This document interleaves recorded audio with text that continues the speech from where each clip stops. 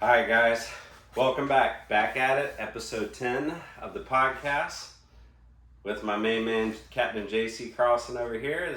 I'm once again Travis Benson here, running the 26 hybrid.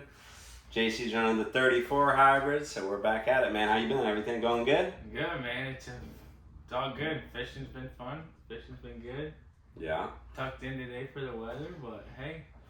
That's it. That's all you can do, If it's raining and windy, you gotta sometimes take it easy, rig up some tackle and kind of get your gear squared away. So that's what we'll be kind of going through a little bit more on that later in the podcast. But, just was going to touch base with you guys and talk a little bit about the catch report, what we've been catching, what we've been seeing out there. We've been, doing some stuff inshore and offshore. And what do you think the last couple of weeks you've been out there fishing, man? What you've been catching and targeting out there? It's been good, man. A lot of mutton snappers on the patch reefs to start out the day, Muttons, a little red grouper, some yellowtails. And then after that, we'll venture off and pop the kite up, maybe catch a sailfish, kingfish or something like that, blackfin tuna. It's been good. Jump to the bottom, African pompanoes have been biting. It's been good.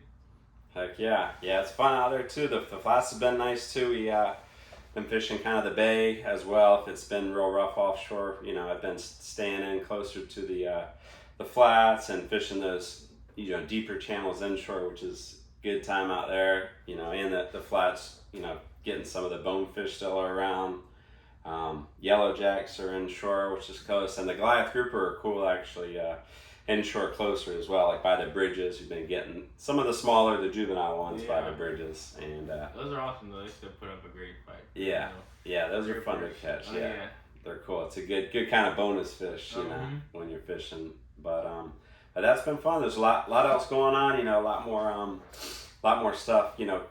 Coming in with the fish coming in closer with the colder weather. So that's always nice. Colder weather definitely fires up a lot of fisheries down here. Yeah, for sure. Yeah, it's been getting everything kind of nutrients, and the water stirring up with the wind and these fronts coming in, so it gets everything kind of moving and pushes that bait around a lot. Yeah, so it's always nice trying to kind of figure out everything, put the whole pieces to the puzzle together. And I know we were talking a little bit about your thought process with the moons and tides. What do you think about that? Yeah, just a lot of times the Wahoo fishing's good down here around the moons, and the first couple days of the moon, backside's couple days of the moon, if you got a nice weather window down here in the Keys, they like that calm weather when you're trolling. The high speed lures here and the plugs, they like that calm weather, and you got to find that blue water on these moons. They love it, man. It's just something about it. The current, they love it. Heck yeah. Yeah, the Wahoo are cool, man. They're fun to target out there. Difficult fish to catch, but once you can kind of get them dialed in and pick the right times of the moon phase and stuff like that, it increases your chances. So that's always a benefit for sure. So It's nice, man. It's nice trying to target them, figuring them out. The sailfish are also fun with the kite. The kites this time of year. I know you've been catching a couple of those recently, which is fun. You get a little bit of that wind pushing, and you find a nice little edge current break, and then out there in 120 to 200 feet of water, and put a kite out around it, and your odds of catching a fish are very high. Heck yeah.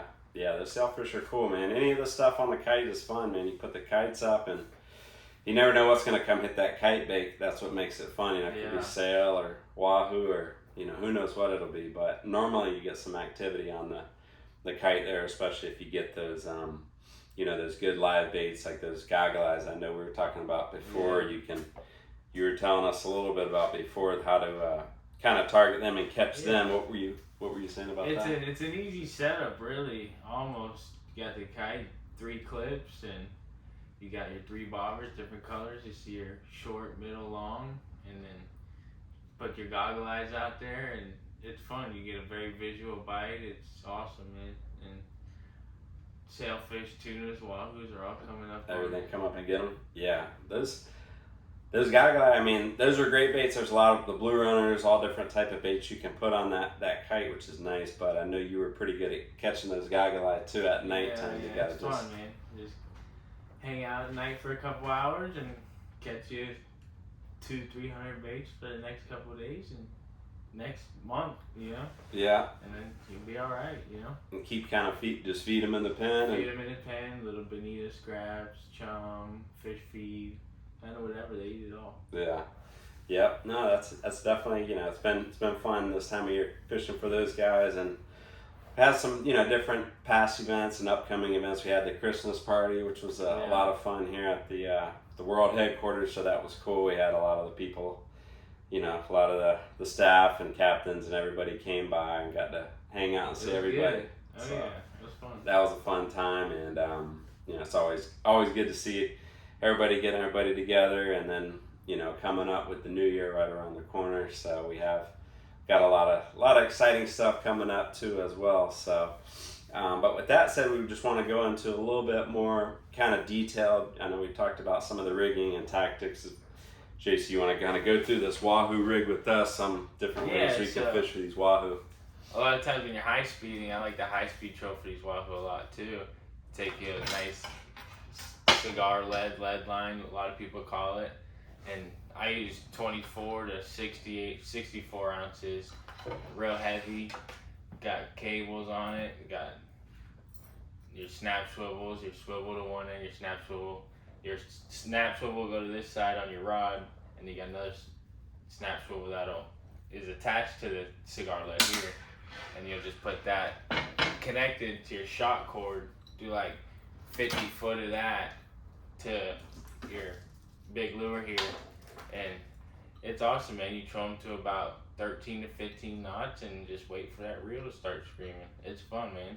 Just don't gotta think about it too much. You just gotta run over that school, and there they are. Just hang over some rags, good big life on the bottom. It's fun, man. I love it. Heck yeah, that's a cool looking lure, man, for sure. And now, what's the kind of the biggest advantage you think of, the shock cord, having that connected to your lure? It just keeps it way away from your weight, and just makes it look kind of natural. Looks like a little tuna or something that's moving that fast down there, like running away from those Wahoo, and they just come up, fast reaction bite, and it's fun. And you got that shot cord, it does give it a little stretch if they need it, and that mono does give it a lot of stretch. That's sweet, yeah, heck yeah. You just tie that ball bearing swivel, the AFW. Or you crimp it. I like to crimp a lot of my heavier lines, because it's kind of hard to tie these heavy lines, 200-pound lines. Crimp that right to the swivel, take that to your snaps, and send her out there. Heck yeah. Yeah, that's a great setup with the high speed. And then how many of those baits do you normally run when you're... You can run, I normally run 3, 4 maybe, but a lot of times people do more, but I like to stick with 3 to 4. You just kind of change up the leads, your heavier ones in closer, your lighter ones out further, stay up top more, and up your chances, put on another rod. That's it. Yeah, heck yeah, that's pretty sweet. Yeah, and the Kite setup, typically, there's variations of it, but typically what we would do is, you have your kite rod is connected to your kite, obviously, and there's typically 3 different size swivels on the actual kite line, so that whenever you do put your kite up, then you have your first swivel in your clip. What you do is basically, whenever you're tying up the your line to the actual kite rod, what you want to do is basically have on your rod, you want to have a ceramic ring. You want to make sure you have a ceramic ring on there, a float, and then also different size weights. You can start kind of a 1/2 ounce sinker weight would be good first. If there's more wind, more weight, less wind, less weight, and then you want to have a snap swivel as well, like the AFW snap swivels.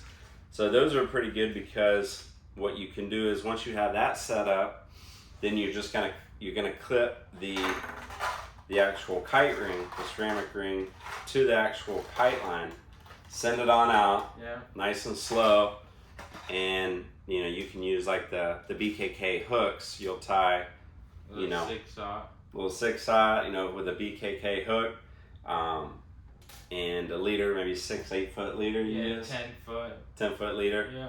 Send that on out, clip your first bait on, send it on out, and then rinse and repeat. And then you can do that 2 baits if you want, or you could do 3, and then you'll have all your baits kind of out there, and whenever one get a strike, it'll knock it off come out of the clip. You fight the fish, and then you can keep reset fishing it. with the other 2. Yeah, you can leave the other 2 out there. Wait for another one. And Tigris does have these kite setups fully ready to go, and it's cool, man. They got them. Tigris has them all set up. You just tie them to your little kite rod, and kind of it's on. They got